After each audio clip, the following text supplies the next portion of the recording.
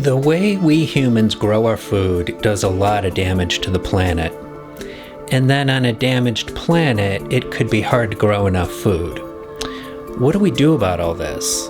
Is it up to us as individual consumers to make responsible choices on what we eat? Is it up to farmers to grow the food differently? Is it up to our politicians to pass laws that better manage the massive global food industries? And how do we coordinate everybody so that we protect the earth, so the earth will continue to provide food well into the future? It's big and complicated stuff. That's why we have Miranda Mertes with us to help explain it all. Let's dig in. Welcome to the Human Survival Podcast, where we aim for world cooperation on critical threats to humanity. To survive, we must see ourselves first as citizens of the human race. To thrive, we must protect what is beautiful about humanity. This show is offered by the Human Survival Project, a grassroots movement for citizens around the world to push for a redesigned and much stronger United Nations. Our global threats need global cooperation. This is urgent, so let's start. Hi friends, welcome to the Human Survival Podcast. I'm your host, Shelby Mertes. I'm glad that you're here today. So we're going to have an important conversation about how we humans can feed ourselves, hopefully feed everyone, without ruining the planet and harming our future. So obviously important and growing in importance for me as I learn more about it. But first, I want to just ask you to check out our social media. The Human Survival Project has been doing a lot lately. We've got a fine team of volunteers, teammates working on that, and they're creating really cool stuff. So we're trying to spread the word, get ourselves out there. And so your help would be amazing. And I think you'll like it. So go to our website, and at the bottom of every page, there's a footer that has a link to each of our socials, and you can go check them all out, and you can like them and follow them and forward stuff and all that good button pushing that you do at those places. So today's conversation, I'm doubly excited about. One is that the topic is fascinating and important, and we're going to talk to my daughter today, and I love her, and I think she's amazing. So there's, for me, probably an element of proud papa in doing this, because then the world can see how amazing my daughter is and how smart and eloquent she is. But Miranda, no pressure. Like, this is not perfectionism. You don't have to live up to the high bar I'm telling you about. This is my observation. So what she is doing is she is in her final semester of a master's program studying agroecology at the Swedish University of Agricultural Sciences. I'm a little jealous that she's gotten to hang out in Sweden because it seems like a cool place. So it sounds like she's having a blast there. She previously got her bachelor's degrees in animal science and sustainable food and farming from the University of Massachusetts Amherst. And she focuses her current work on sustainable livestock systems. She's also passionate about regenerative agriculture and food systems justice, among other agroecological topics. So because of this work you're doing, Miranda, and we've just had so many fascinating conversations that, and so much in line with other stuff that we talk about here on the program, about the environment, about some of the growing threats on climate and nature and all that stuff. So here we go. Welcome, Miranda. Thanks. So, maybe a place to start is, I'm curious how you got into this field you're working in here of sustainable agriculture. Like, what drew you to this, and what inspires you to get up every morning and go work on this stuff? Yeah, so my background is mostly in livestock. I've been working with livestock animals for a really long time. And so my passion for working with animals kind of led me into the agriculture space. Especially in the beginning of my undergrad degrees. I initially planned on studying veterinary medicine, kind of from a large animal livestock route. But the more that I learned about our animal food production systems in particular, my interest sort of exploded from there, largely from seeing problems. There were kind of things that didn't sit right with me in the way I was seeing our food system portrayed, um, that became more and more difficult to ignore. So my original path was in animal science, but I added another bachelor's degree in sustainable food and farming, as sort of a balancing between those two. The animal science world very much leans conventional, and like pretty modernized livestock production. So having a perspective in sustainable food and farming felt like it really brought together my interest in kind of understanding what is going on in our food production system, and where we can go from there. Yeah, yeah. It sounds to me, as you describe all that, that you went from potentially working within the system to actually trying to change the system, and you have to broaden your perspective and, learn a lot. But so you mentioned these, I don't know, environmental issues that got your attention on all this and got you focused on more sustainable agriculture. Can we do just sort of a quick tour of those problems? I mean, each of those would be worthy of an hour or two or all day discussion, and those are out there. But if we could just give listeners an idea of the kinds of problems we're up against as humanity trying to get everybody fed with a planet that's really challenged. What do we need to be focusing on here, or what are we facing? Yeah, I mean, it is a huge question, I know. that I feel like I cannot possibly start to answer in a concise way, Yeah. because it Granted, you can really take is. as long as you want then, but Yeah, I mean, I don't know if we have like 7 hours in right, this right. episode. Yeah, yeah. Um, Well, what are the categories or the buckets of concerns? yeah, I guess I want to emphasize that I think the a lot of the issues that we see, or like that we see talked about, as problems with agriculture are kind of problems with the food system as a whole, Mm, and sort of how all those pieces fit together. So I want to emphasize, I think, the interconnectedness of things. But I personally am a lover of regenerative agriculture, yeah, which is something I could maybe describe more later on. yeah. But it sort of focuses around soil health as the foundation of agricultural systems. Mm, So when I think of my mental map of sort of where we're going wrong in our current food system, for me it starts with soil mm, and kind of builds out from there.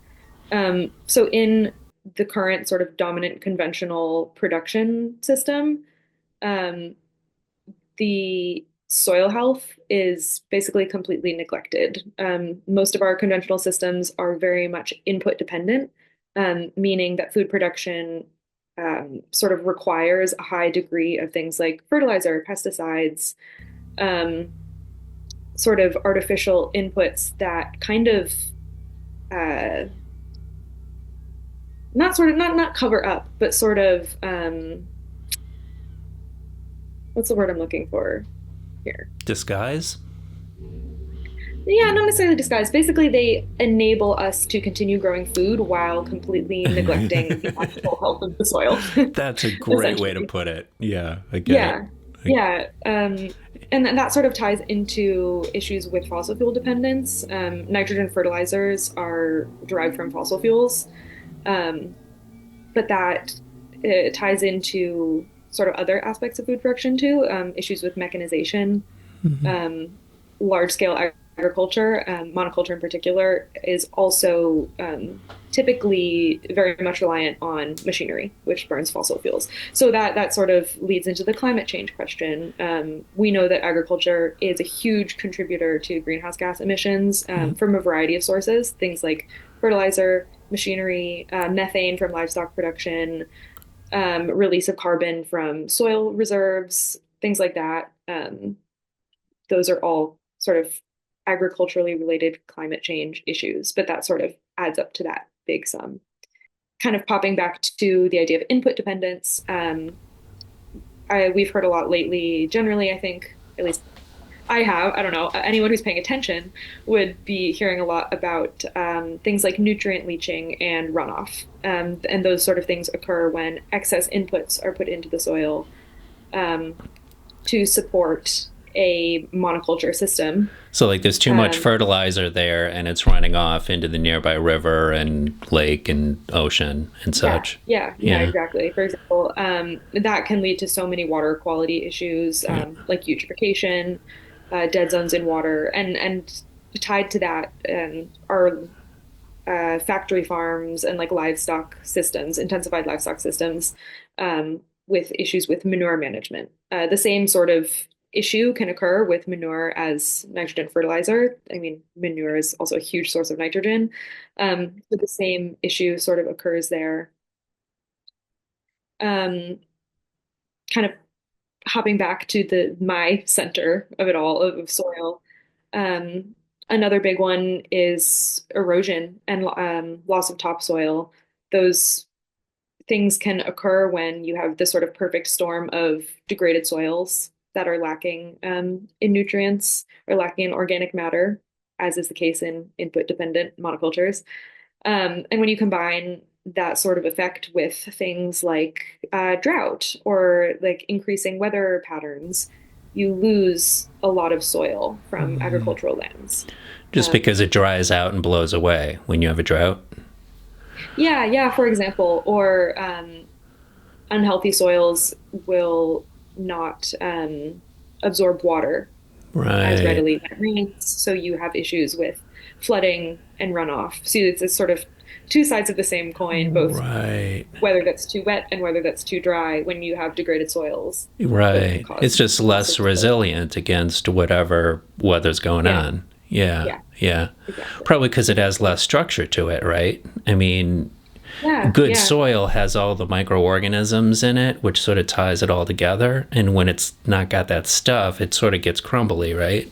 Is that the process? Yeah, exactly. That, I think what you're talking about is sort of a loss of soil aggregates, which is, again, another soil health problem that sort of occurs when there's a high level of disturbance in soil, which is what occurs in most conventional production systems. What happens sometimes when I go to the doctor and I get these opinions like there's a 40% chance it's this, or might not be that, or I'm just like, okay, if I do nothing, what's going to happen? Or I ask my mechanic this, like, if we do nothing, what's going to happen to this problem? So like as our soil gets worse, as our land issues get worse, you mentioned some water depletion from droughts and such due to climate change. What are we looking at here? I mean, how bad is it? I guess I'm asking. Yeah. In my opinion, it's pretty bad. Right. I don't think it's necessarily a question of there's going to be one bad outcome. I think we're going to see a lot of specific bad outcomes depending on like different climate conditions in different locations, or like what sort of issues are more prevalent in certain areas and certain systems. We could talk more about problems, but I'm kind of in the mood for solutions. I mean, because like we could talk for a few hours about how horrible the situation is and what we're up against. We might as well just summarize it as like it's really bad and it's really dangerous, and we could have hungry people and high food prices, and it could hurt the economy. So let's fix it, right? as you, I don't know, you're in the field of trying to fix these problems, and I know it's many of you, right? It's not all on your shoulders, but I don't know, as you face this long list of concerns in a very complex food system, I don't know, how do you orient your thoughts with that? I mean, how do you know where to start? How do you deal with, it's like you need practices that solve 20 problems at once. Mhm. I don't know. How do you go about doing that? Yeah, I mean that I guess is the big question of it all. I mean, we exist within a food system that has become so incredibly complex with so many like ecological and human factors intertwined, that it sort of becomes, I think, what many would call a wicked problem, of something that just has such a huge scale and level of complexity that it feels pretty impossible to tackle. Um, and so I guess I can explain a little bit about my field in particular, which is agroecology, um, which is something that I think is getting a lot more attention lately as sort of not a solution to a lot of the problems that we've talked about, but maybe kind of an approach to um, some solutions, I guess. It's more of an approach rather than anything else. But agroecology is usually it's usually described with three words, which are science, movement, and practice. Um, that those are sort of the three prongs of it, a lot of people would say. The thing about agroecology and a lot of related fields, is that there's sort of a definition issue. There's a lot of disagreement about what really is agroecology, like what is included, what is excluded. Um, but I'll just share my perspective on it, at Yeah. least, which I think is shared by plenty of others. Yeah, and your Um, perspective is good. We want Great. it. I'm glad you think so. Um, but yes, science, movement, and practice are kind of widely considered the three main areas of agroecology. So science refers to um, obviously the like biological sciences and more like hard sciences, you could say, that underpin our agricultural systems.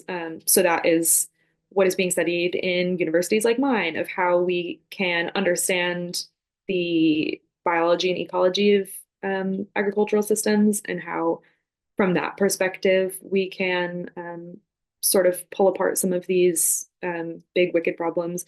But I also would really like to mention that social sciences are also a huge component of it too. So, sort of understanding the sociological structures that affect food production as well. So, I want to make sure that that is not Yeah, neglected. very good point. Yeah. Well, because when you, at least when you get to implementation of everything, you've got the farmer and his or her Yeah, yeah, experience and exactly. knowledge and what they're trying to do. And they're in a culture and they're trying to feed their family and all that. So Yeah, you got yeah, to keep all that in mind as you try to right. implement anything. It's smart. Yeah, I mean, I guess that leads me nicely into the practice component of agroecology, which is, as it sounds, um, the implementation of agricultural practices that are more ecologically minded, um, approaches that take a more whole systems approach. Agroecology is very much rooted in systems science. I guess, well, we can get back to that. I haven't broken down what agroecology is, but we can. Okay, we'll get there. Yeah, practice refers to agricultural practices that take a whole systems approach, and are very much focused around sustainability of a system. Sustainability both in environmental, economic, and social terms. Um, and then the final component is movement, which I think is maybe the part that is that the general public is least familiar with, or that people are least used to thinking about in terms of agriculture. But I think agroecology as a field um, really would not function without the social movements, political movements, and environmental movements that are required to perpetuate agroecological thought in a world that's really dominated by industrial agriculture and unjust food systems. Right. Yeah. So there's so many um, like organizations and activists and people who are doing really important social movement work to support agroecology in the broader food system. Yeah, yeah. Well, that feels important to me. I mean, for many reasons, but I just noticed that at the level of the farmer, there's, choices a farmer has, but so many of those choices are dictated by the economy or the systems that they work within. Whether it's who they're selling their product to, or what the pricing is going to be, or what the regulations by the government are going to be, or by, like, there's just all these different factors that either widen possibilities for farmers to help the planet or kind of constrain them, because it's like, man, I got to sell my thing for the lowest price, which means I got to use the chemical, or I got to use too much of whatever, or so you can't really change it without like legislation and policy and even customs around an industry. So Yeah, I think the idea of a conventional farmer like gets kind of a bad reputation in conversation about things like sustainability in food production, um, which to me feels pretty unfair. I I agree. think I agree. farmers do an incredibly difficult job that very few people are actually wanting to now continue. There's a huge crisis in the agriculture industry, is that the population of farmers is aging, and there are not, or there's very, very few people my age or like of my generation wanting to enter agriculture as a field because it's an extremely difficult business to be in. Mm-hmm. It's really, really challenging to make a dignified living without sort of inheriting an agricultural business. And even then, there are so many farms closing um, constantly. I mean, I mostly understand the American and European context, so that is what I can speak to for the most part. I think it's also a trend occurring in a lot of other places in the world. Um, but it is financially extremely, extremely challenging to get into the business of farming, especially on a small scale, because that is not supported by government policy, which is a huge, huge portion of what defines how our food systems are running is government policy. Agriculture is sort of relies on government subsidies, at least in a Western context, in the context I'm speaking about, um, to be able to function. Otherwise, farmers a lot of times would not be able to make a living. Um, but then needing to comply with certain regulations, it's a really, really complex policy landscape, which I think is something that's not necessarily always appreciated. Right, right, exactly. I don't. Um, I wouldn't lump everybody together here who cares about these issues, but I've heard some conversations about environment and agriculture that to me feel disrespectful to the farmer. Like, Mm, because it's like, oh, you bad farmer, you're polluting the earth because you're greedy, or like whatever. And it's far more complicated than that. So I know some farmers. I love them very much. I've seen what they do, and I have huge admiration for these people. But they're in a system. They mm, can't make the change. They can't save the whole planet all by themselves. They gotta, like, make a living. So they're in a system like the rest of us. So yeah, yeah. And I think just as much, if not more so than government and policy, um, a huge issue that farmers are facing is sort of corporatization in agriculture and these sort of huge, huge conglomerates that exert so much control both in government policy in the form of lobbying, and on farmers themselves. I mean, we don't have to get into the discussion of genetically modified organisms because that can be its whole own conversation. But for example, seed companies exert really, really controlling contracts on their patented genetic material, aka seeds, which farmers need to buy in order to grow their crops. So farmers get stuck in this cycle of needing to constantly be rebuying seeds. And oh, these seeds that will give you the highest yield and therefore the best chance at making a living, you need to use these chemicals, these certain pesticides or fertilizers in order to grow that. It's sort of a package deal. And these huge corporations will sell it that way.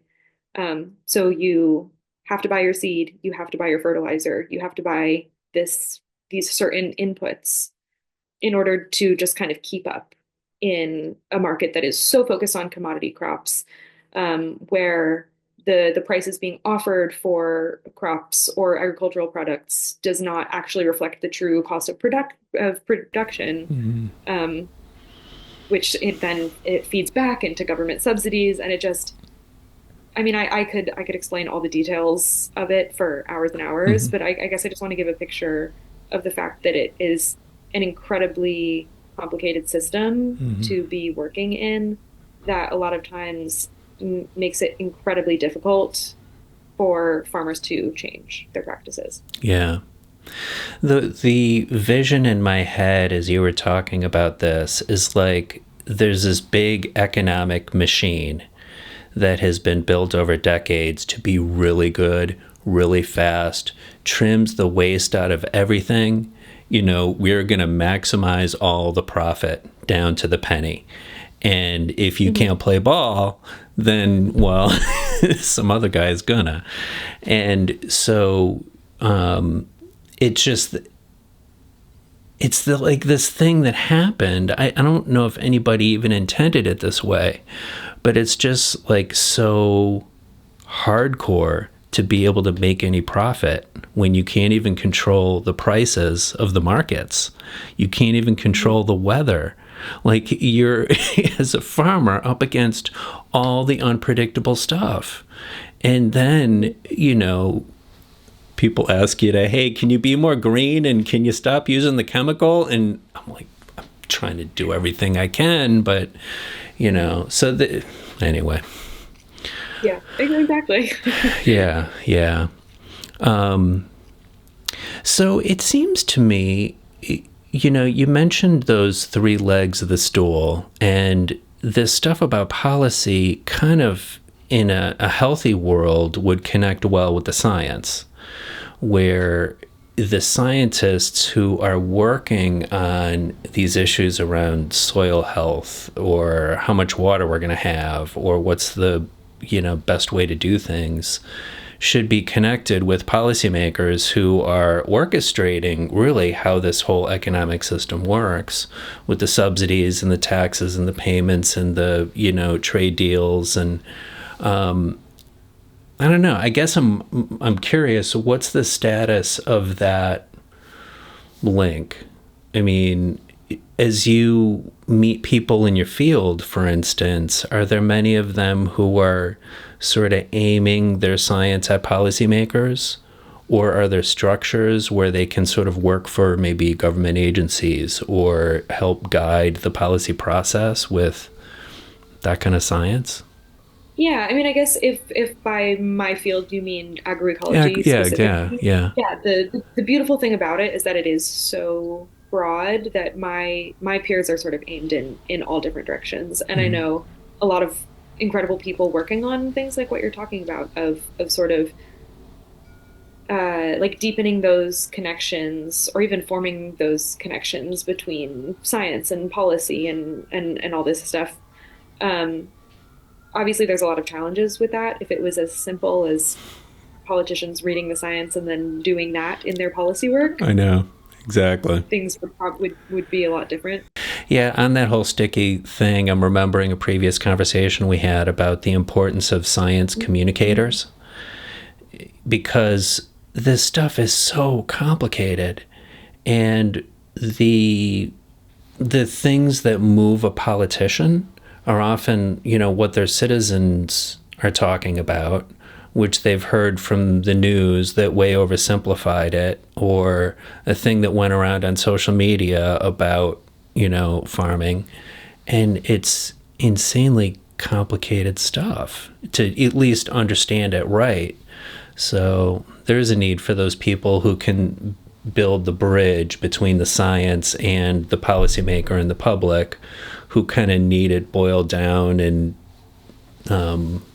explained well. Yeah, I mean, So, I would argue that a lot of what policymakers are hearing in uh, about agriculture is coming from lobbyists. These yeah.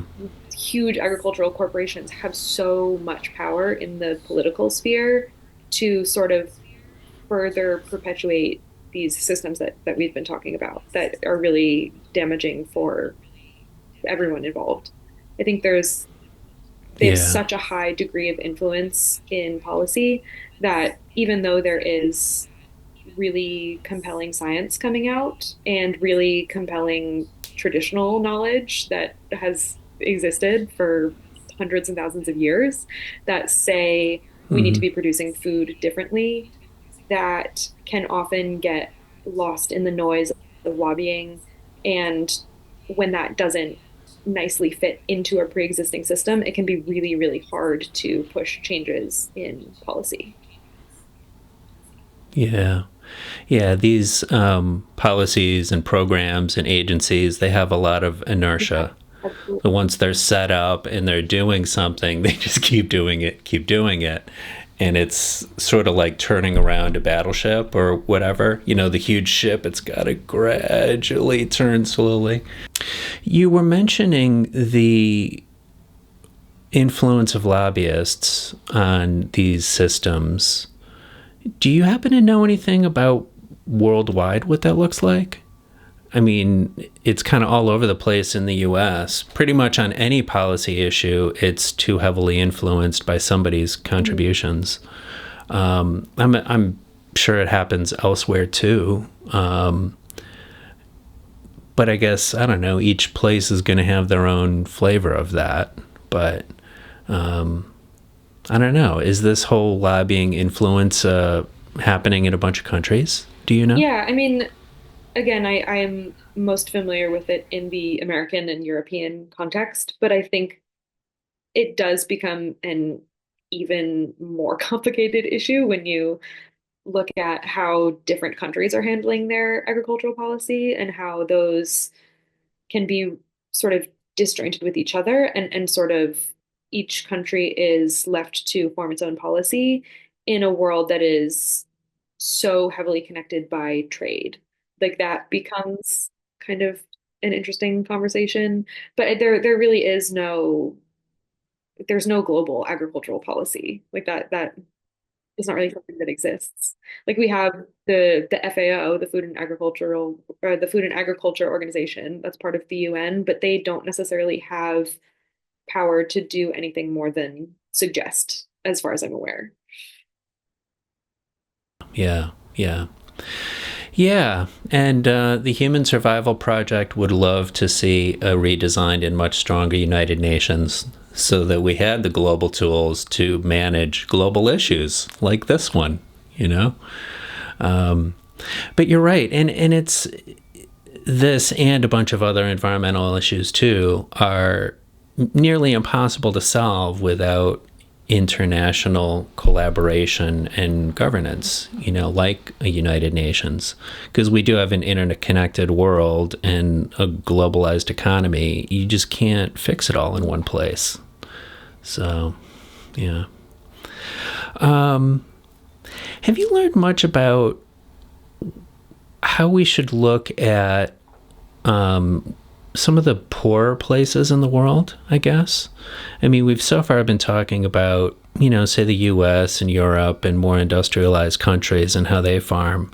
There are other places where they don't, you know, it might be sort of like they get some chemicals and use them, but it's sporadic, or some people are farming in a very simple way. I mean, but we need to help them eat amid climate change and other environmental disruptions. Is there, I don't know, what's the ecosystem like of people working on that front to support farmers in growing what they need to amid, what's about to be in a lot of environmental turbulence. How's that going, I guess? Are you seeing good Yeah, I things? mean, I guess I even take a little bit of a pause at what you said of we need to help them. Um, I Oh, good Yeah, call. yeah, Thank yeah. you. No, I just think that Yeah. that perspective is so dominant in, I guess, what we can call like the global north. Global south versus global north are terms that are kind of commonly used in the agricultural space. I don't totally know how I feel about them, but we can use them for these purposes. But like in Western cultures, say, there's very much this idea of like, oh, we need to develop knowledge to help people in these lower income places. Um, when a lot of times the issues faced in those lower income places are sort of remnants of things like colonialism or the fact that now outcomes of climate change are more heavily impacting lower income places, despite being caused by higher income countries, things like that.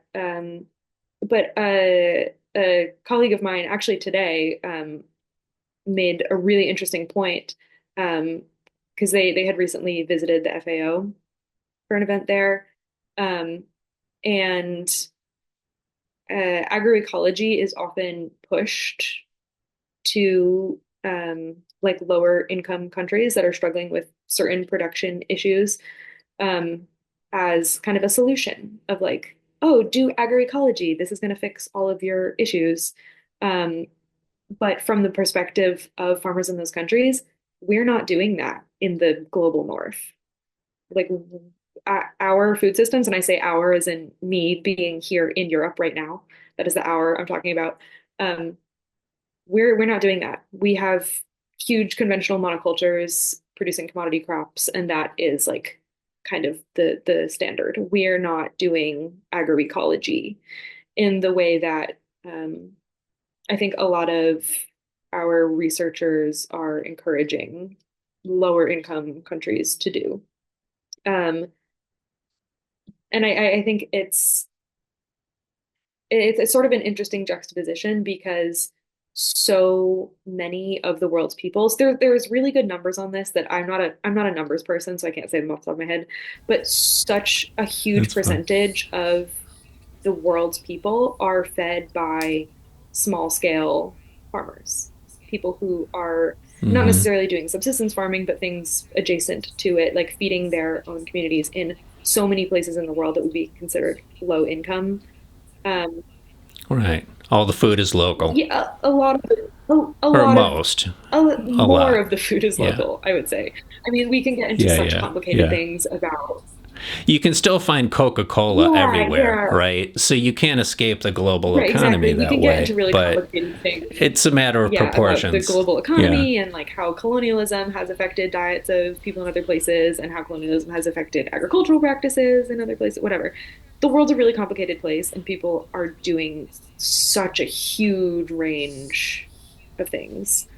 Um, it also makes it really hard to make generalizations about like low income countries, things like that. Yeah, that's true. That's Yeah. true. Yeah, I guess, maybe what sparked my interest is often when climate change is talked about, it's sort of this, well, the climate justice idea is like there's places in the world that are bearing the brunt of climate change that was caused primarily by developed countries' emissions. Like, hey, that's Mhm. not fair. But part of that conversation has been to really try to support these places with funding, at least, to where they could buy stuff and they could do things and invest in things, with that funding. But, it's interesting to think about, though, because with almost any program, there's always strings attached. It's rarely just free money, like, hey, country, do whatever you want with. So these issues of like who's making the rules and the decisions about what's going to happen to the money and how it's going to be spent and what the farmer's going to do at the end of all that, you know, I guess requires a good collective decision making rather than I don't know. You want everybody at the table, Yeah. maybe is a way to say Yeah. that. Yeah. The table metaphor is always great So, with food systems stuff. yeah, exactly. Exactly.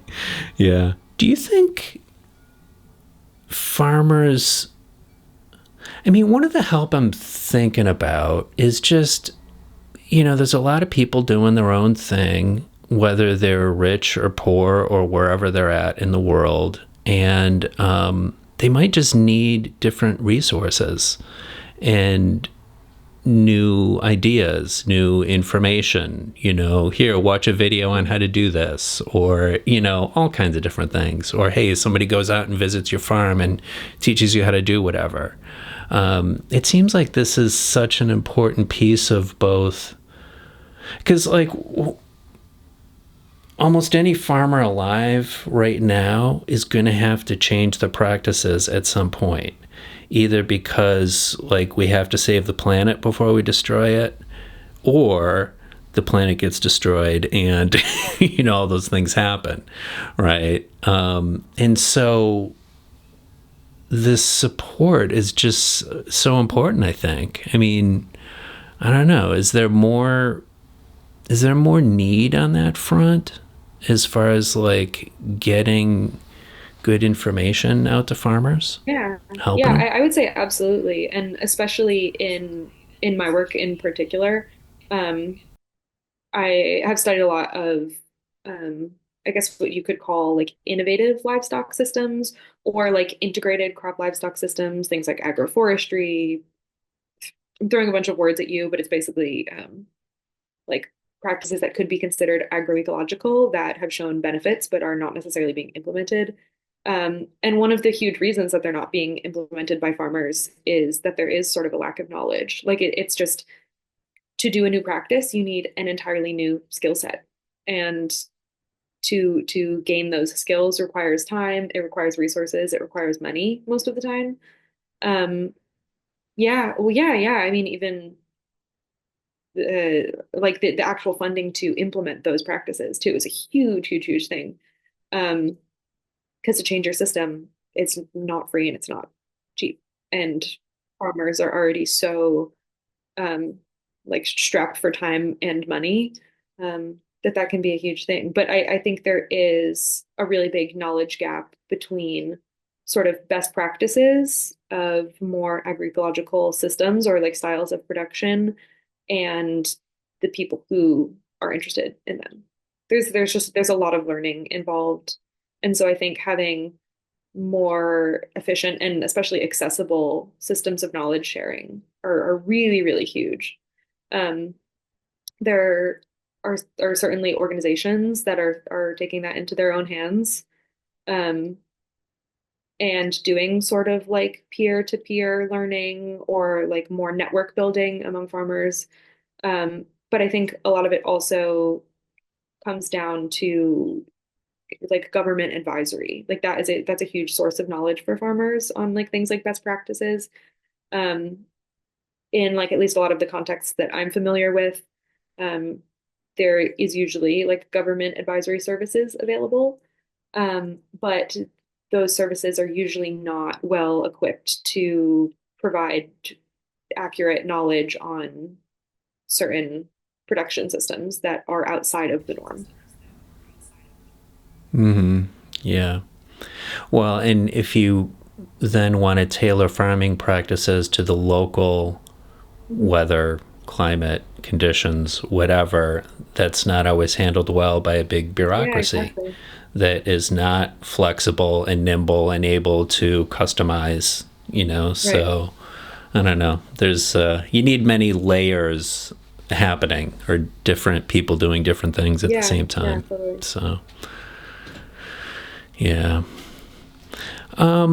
What are some of your favorite things that you're learning about lately in school? As far as, like, I don't know, practices you're hearing about these days, it's like, wow, that's an awesome idea. We need a lot more of that.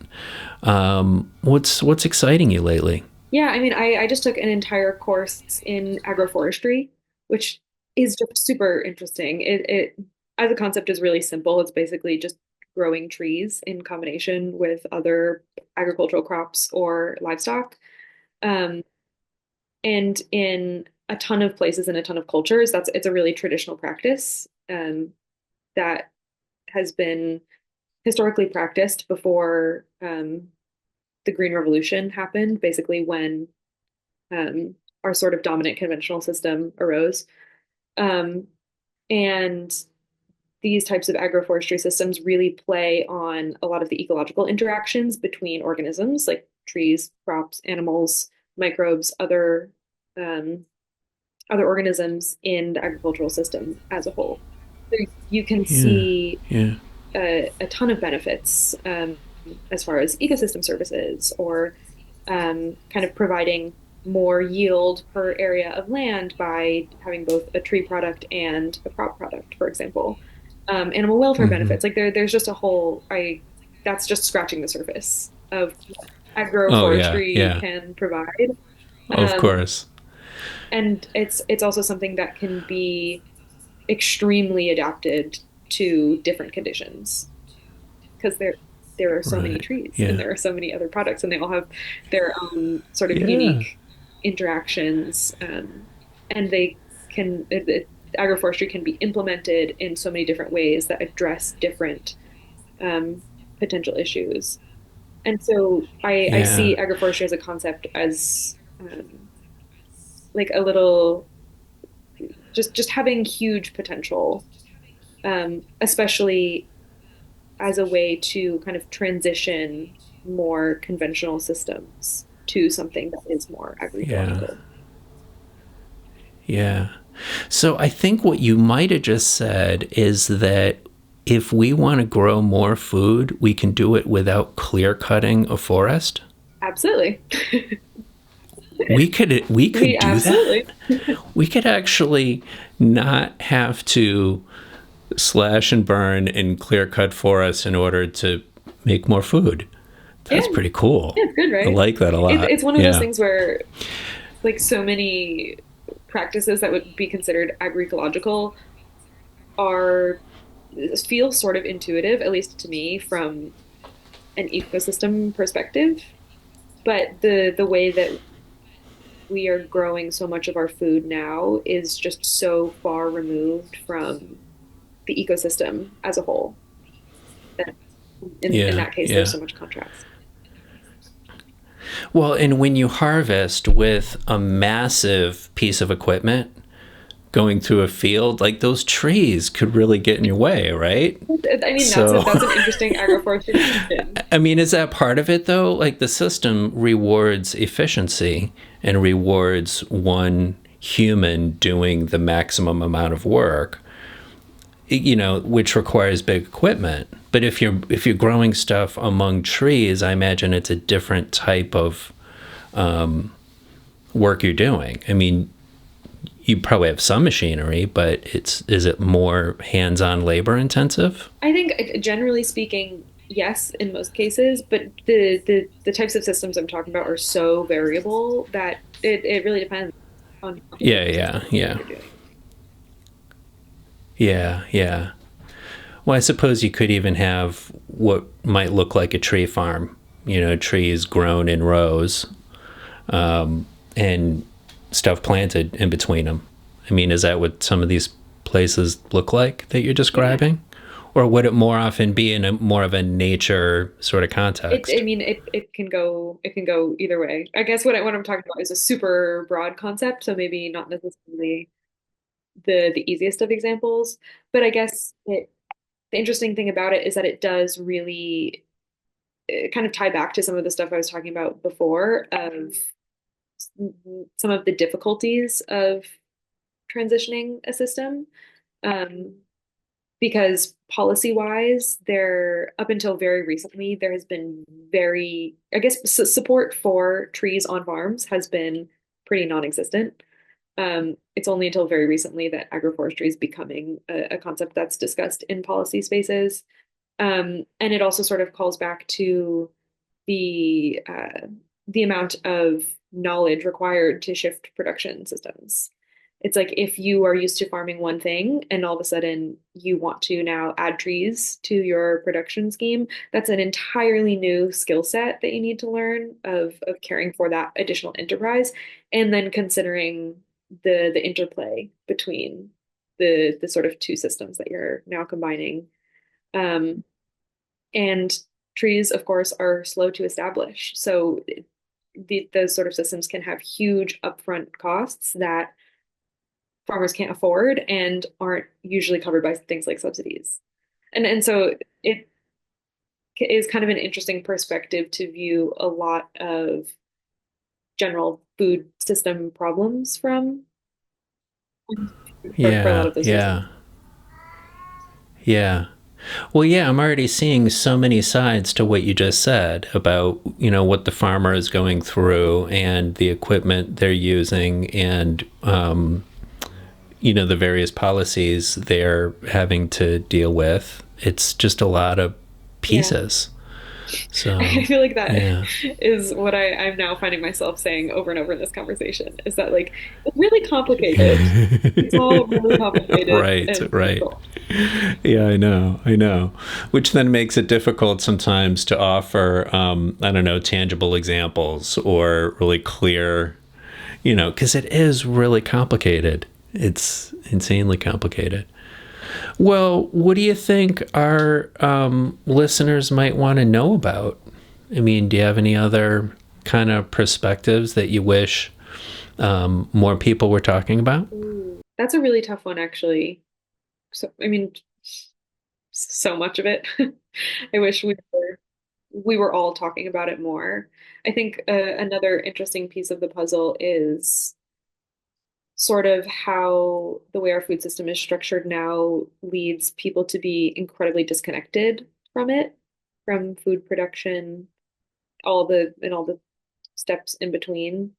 Um, like in the cultures I'm familiar with, we live a life that is so, so distant from where our food comes from that most people really don't have any connection to it. Um, and I think a huge part of the reason why I care so much about what I'm studying and working on is that to me, eating and food is like the most human thing possible. And I think there is something that is sort of spiritual about being able to see where the thing that is sustaining our lives, where that is coming from, and being able to have a piece of that and being able to participate in that. And that is something that so many of us just like don't really have access to in the way that our food system is set up. We just show up to the grocery store and that's where the food is, and we buy it and it comes in plastic, and we don't necessarily know where it's coming from most of the time. And it could be coming from halfway around the world and we have no clue. And I think that sort of disconnect, it lets us really switch our brains off on a lot of these food production issues. Like there's just so much we don't see. Um, and so much that it there's so much that it's difficult for people to care about and think about on a daily basis just for that reason. Oh, I know. Yeah. What you were just saying has me thinking how all these modern systems and practices have been seen as advancement, which in many ways they are. I mean, people got fed, but a lot of people were robbed of their connection with nature, with the land, with their food. And I think there was really something big sort of lost there. I mean, it's far less special to just, buy the thing in the grocery store Mhm. done with like 50 ingredients listed that you don't know what it is versus, if you and your family and community members grew food, cooked it yourself, ate it together, and there's some of that getting lost, I think. Yeah. But Yeah, and I guess maybe my like parting sentiment would be that even though the problems feel so big and so far away from all of us, I think there are tiny little things that most of us have access to that we can do to connect us a little bit more with our food system. And I don't mean to say like go and buy everything from a local farm and like don't ever go to the grocery store and buy packaged food and da da da because I think there's also so much of that advice out there that is really not accessible to a lot of people, both like literally in the sense of what they have access to around them, and financially, like just buying everything organic is not really going to solve anything because most people can't do that. That's like not a financial reality. But even just like taking small steps to see what local farmers are doing in your area or see if there are other ways in your community of accessing food. There's the concept of alternative food networks, which is sort of an umbrella term for just other ways of connecting consumers to their food or even to producers directly outside of this sort of highly corporatized like food market that most of us are getting our groceries from. But that could be anything from a farmer's market or community supported agriculture, other structures like that that enable people to get food or sharing food within communities. Um, or even just taking the step of trying to grow something for yourself once. You know, you put a tomato plant on your balcony, you're more connected with your food system than I feel like it can often sound so silly to cite these really small actions as like a piece of the solution because of course us as consumers most of the time we have so little control and it's not fair to put that on ourselves when it is this much bigger problem that we're not going to be able to individual choice or like vote with your dollar out of. Um, not to say that we are powerless, but I also think it's not something that we can just choose our way out of. Um, so there has to be this interesting balance between we as consumers making active choices to connect ourselves with our food system and our food systems shifting to work for us as consumers rather than the other way around. Yeah, exactly. Yeah. Well, it's impossible to make all these changes through individual consumer choices because it's dizzyingly complex, and I don't know what's going into my food. So you just can't expect the consumer to do all that, you know? So partnership between policies and individuals, I mean, it all kind of fits together. You need both at the same time. Yeah. You know, so it's like even though you can't expect individuals to do it all, that really matters though.